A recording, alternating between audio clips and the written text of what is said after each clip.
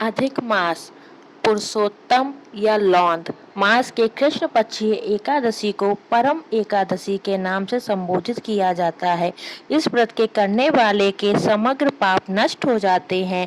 पाप, शाप, ताप, ग्रह, कलह नष्ट होकर मुक्ति भुक्ति प्रदान करता है। इस दिन नरोत्तम भगवान की पूजा की जाती है। धूप, दीप, नैवेद्य आदि से पूजा करें, पुष्पादि अर्जित करें।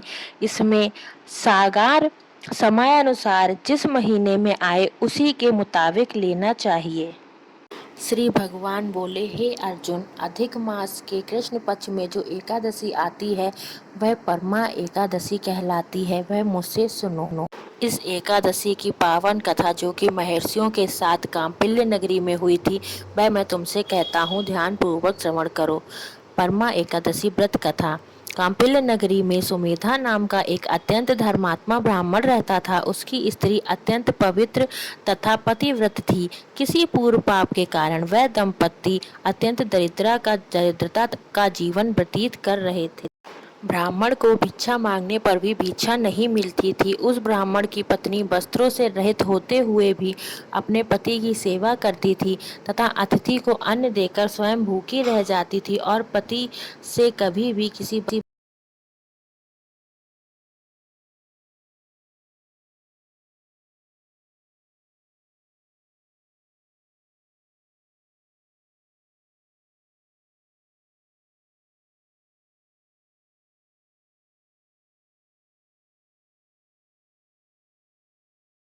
मांग नहीं करती थी। दोनों पति पत्नी घोर निर्धनता का जीवन व्यतीत कर रहे थे। एक दिन ब्राह्मण अपनी स्त्री से बोला, हे प्रिय, जब मैं धनवानों के धन की याचना करता हूँ तो वह मुझे मना कर देते हैं। गृहस्थी धन के बिना नहीं चलती थी। ये यदि तुम्हारी सहमति हो तो मैं परदेश जाकर कुछ काम करूं, क्योंकि विद्वानों ने कर्म की प्रशंसा की है।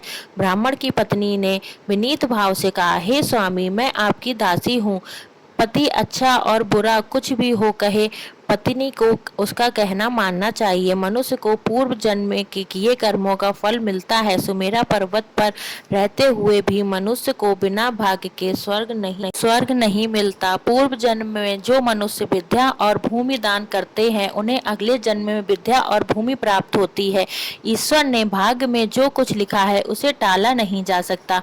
यदि कोई मनुष्य दान नहीं करता तो प्रभु उसे केवल अन्न ही देते हैं। इसलिए आपको इसी स्थान पर रहना चाहिए, क्योंकि मैं आपका बिछोह नहीं सह सकती। पति बिना स्त्री की माता पिता भाई ससुर तथा संबंधी आदि सभी निंदा करते हैं। इसलिए हे स्वामी, आप कहीं न जाएं, कृपा करके यहीं रहें। जो भाग में होगा वह यहीं प्राप्त हो जाएगा। स्त्री की सलाह मानकर ब्राह्मण परदेश नहीं गया। इस प्रकार समय बीतता रहा। एक बार कौटिल्य ऋषि वहां आए। ऋषि को देखकर ब्राह्मण सुमेधा और उसकी स्त्री ने उन्हें प्रणाम किया और बोले, हे, आज हम धन्य हुए। आपके दर्शन से आज हमारा जीवन सफल हुआ। ऋषि को उन्होंने आसन तथा भोजन देने के बाद पवित्रता ब्राह्मणी ने कहा, हे ऋषिवर, कृपा कर आप मुझे दरिद्रता का नाश करने की विधि बतलाइए। मैंने अपने पति को परदेश में जाकर धन कमाने से रोका है। मेरे भाग्य से आप आ गए हैं। मुझे पूर्ण विश्वास है कि अब मेरी दरिद्रता शीघ्र ही नष्ट। अतः आप हमारी दरिद्रता नष्ट करने के लिए कोई उपाय बताएं। ब्राह्मणी की बात सुनकर कौटिल्य ऋषि बोले, हे ब्राह्मणी, मल मास के कृष्ण पक्ष की परमा एकादशी के व्रत से सभी पाप, दुख और दरिद्रता आदि नष्ट हो जाते हैं। जो मनुष्य इस व्रत को करता है वह धनवान हो जाता है। इस व्रत में नृत्य, गायन आदि सहित रात्रि जागरण करना चाहिए। यह एकादशी व्रत धन वैभव देती है तथा पापों का नाश कर उत्तम गति भी प्रदान करने वाली होती है।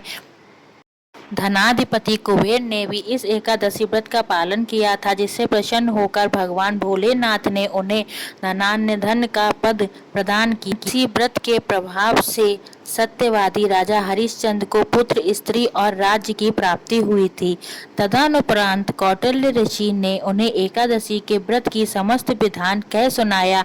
ऋषि ने कहा, हे ब्राह्मणी, पंचरात्रि व्रत कर इसमें भी ज्यादा उत्तम है। परमा एकादशी के दिन प्रातः काल नित्य कर्म से निवृत्त होकर विधान पूर्वक पंचरात्रि व्रत आरंभ करना चाहिए।